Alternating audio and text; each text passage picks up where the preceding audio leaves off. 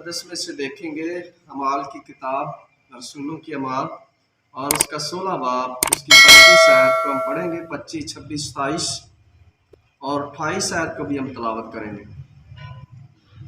आज हम बात करेंगे उस खुदा के सूरमा के बारे में जिसने खुदा के प्रचार को, खुदा के इल्हामी किताब के वर्ल्ड को लोगों तक लेकर गया।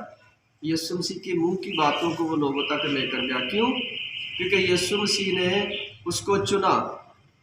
जब यीशु मसीह आपको चुनता है तो आप बड़े बड़े काम करते हैं। इसीलिए यीशु मसीह ने फरमाया कि तुम मुझसे बड़े बड़े काम करोगे, टेम्परेरी नहीं बल्कि परमानेंट काम करोगे।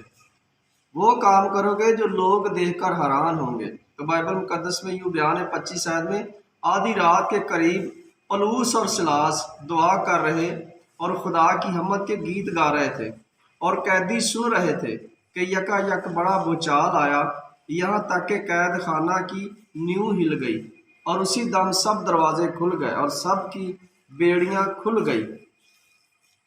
हम वर्शिप कब करते हैं? जब हम आसानी में होते हैं, जब हम फ्री होते हैं, जब हम अपने घर के काम कर लेते हैं। और ये इंसान कब वर्शिप कर रहे हैं? जब इनके पास ना तो ढोलकी है, ना कोई चिमटा है।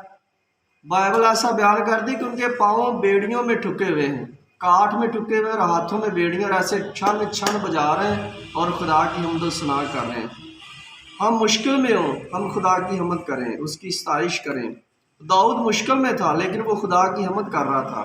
वो कह रहा था कि खुदावन मैं जहाँ जाता हूँ वहीं तू है, अगर मैं पताल में जाऊँ तो वहाँ भी तू है, अगर मैं और कहीं बिस्तरा बिछाऊँ तो वहाँ भी तू है।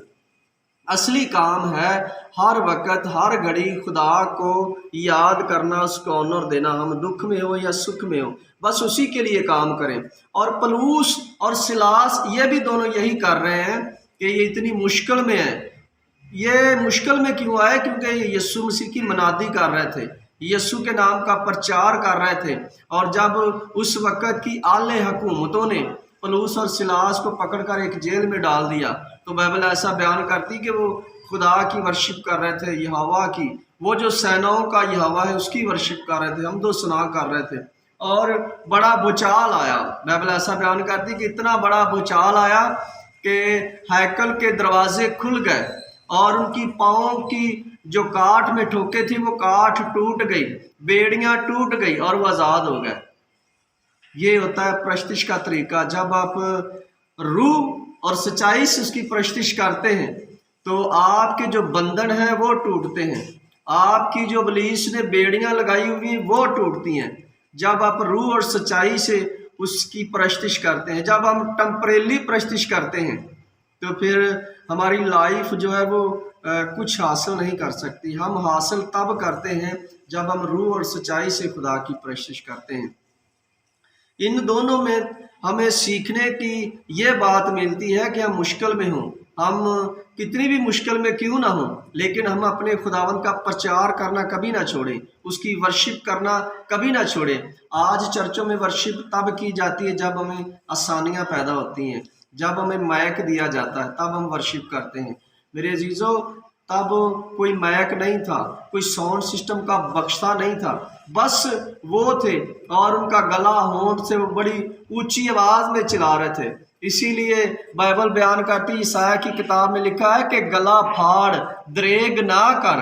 आज हम दरेग कर रहे हैं, हम आस्ता आस्ता खुदा की वर्शिप करते हैं। खुदा कहता है कि ऊंची बोलो तो दीवारें गिर जाएंगी।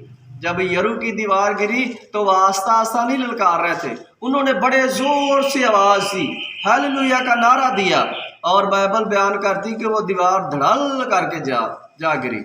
अगर आप इब्लीस की दीवारें गिराना चाहते हैं तो अपने गले को फाड़ें और मुश्किल वक़्त में उसकी हमदो सना करें। आप जानते हैं जिन लोगों ने ज़बूर लिखे हैं, जिन लोगों ने ये गीत लिखे हैं, खुदा की वर्शिप लिखी है, उनके सारी उम्र कोई बेबी नहीं हुआ है और उन्होंने रात भर जाकर खुदा की हमद के गीत लिखे हैं। और प्रचार किसका कर रहे हैं? गीत किसके लिख रहे हैं? वो जो बेबी देता है उसके गीत लिख रहे हैं और उनके पास बेबी नहीं है। जब हम मुश्किल वक़्त में खुदा के साथ चलते हैं तो खुदा हमें वो देता है जो सबसे आला होता है, जो सबसे अच्छा होता है। आप जानते हैं جب ہنا کو بیٹا ملا اتنی دیر بعد تو میرے عزیزوں وہ سیموئیل ہوا، اس کے بیٹے کا نام ہے بائبل میں سیموئیل کا، لیکن فنہا کے بیٹے کا نام کسی کو معلوم ہے؟ کسی کو نہیں معلوم ہے، جب دیر بعد آئے گا۔ اسی لیے داؤد کہتا ہے کہ میں صبر دے نال آس رکھ کے یہوہ دی کردہ سا انتظاری۔ اگر آپ انتظار میں ہیں کہ خدا آپ کو چھڑائے گا، آپ کی دیواریں گریں گی، تو میرے عزیزو یاد رکھیں مشکل وقت میں بھی خداوند کے ساتھ چلیں۔ مشکل وقت آئے گا لیکن وہ آپ کو سیلاب آئیں گے، لیکن وہ آپ کو ڈبونے کے لیے نہیں ہوں گے، وہ آپ کو کچھ سکھانے کے لیے ہوں گے۔ اگر بزرگ موسیٰ نے 40 سال بھیڑ بکریاں چرائی تو یہ اس کی ٹریننگ تھی۔ اگر موسیٰ بھیڑ بکریاں چراتا تھا تو یہ اس کی ٹریننگ تھی۔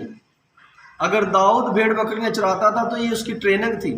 آج بھی ہو سکتا ہے ٹریننگ ہو، لیکن آپ خدا کے ساتھ جڑے رہیں۔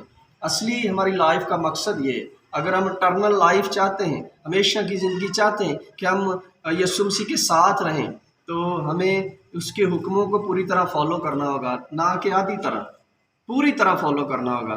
ہم مشکل میں اس کی ورشپ کریں، ہم مشکل میں اس کا پرچار کریں۔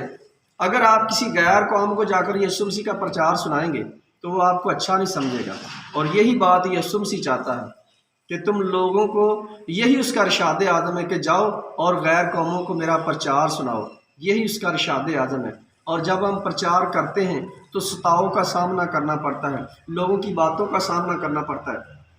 آپ گفٹڈ مینٹر پاسٹر ہو سکتے ہیں، آپ اپنے چرچ میں کہہ رہا ہوں آپ گفٹڈ پاسٹر ہو سکتے ہیں، گفٹڈ مینٹر ہو سکتے ہیں کہ آپ کو خدا نے بہت بڑے گفٹ دیے ہیں۔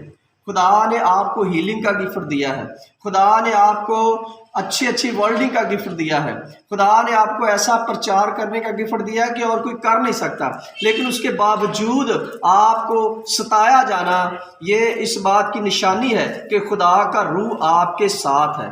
میرے عزیزو یاد رکھیں، جب آپ کو ستایا جائے تو اسی لیے یسوع مسیح نے کہا کہ خوشی کرو، اور خوشی کرنا کہ یسوع کے نام سے آپ کو لعن طعن کیا جا رہا ہے۔ آج ضرورت ہے، جب آخری وقت ہے، آپ جانتے ہیں جب دنیا پر ظلم و ستم ہوتا ہے تو وبائیں آتی ہیں۔ ہم 2018 سے 19 میں دیکھ چکے ہیں جس طرح کرونا آئی، تب لوگوں کا ظلم عروج پر تھا، بدکاری عروج پر تھی، بے ایمانی عروج پر تھی، رشوت عروج پر تھی۔ اسی لیے میرے عزیزو جب بے ایمانی عروج پر ہوتی ہے تو پھر وبائیں آتی ہیں، ستاؤ آتا ہے۔ آپ اپنے لیے، اپنی کلیسیوں کے لیے، اپنے لوگوں کے لیے دعا میں ہمیشہ مگن رہا کریں، اور مشکل وقت میں خدا کا پرچار کیا کریں۔ آج کے سرمن کے وسیلہ سے خداوند آپ کو برکت دے، خداوند آپ کے ساتھ ہو، آمین۔